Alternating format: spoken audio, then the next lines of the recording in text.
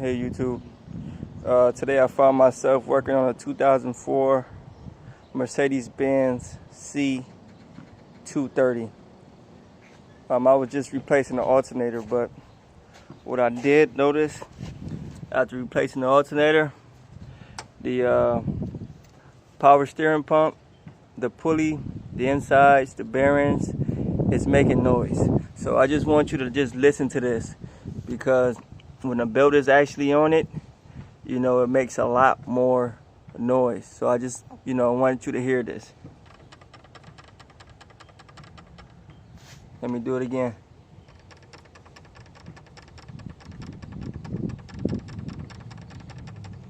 So obviously something is rattling inside of the power steering pump. So if you hear that noise coming from your vehicle, check the pulleys.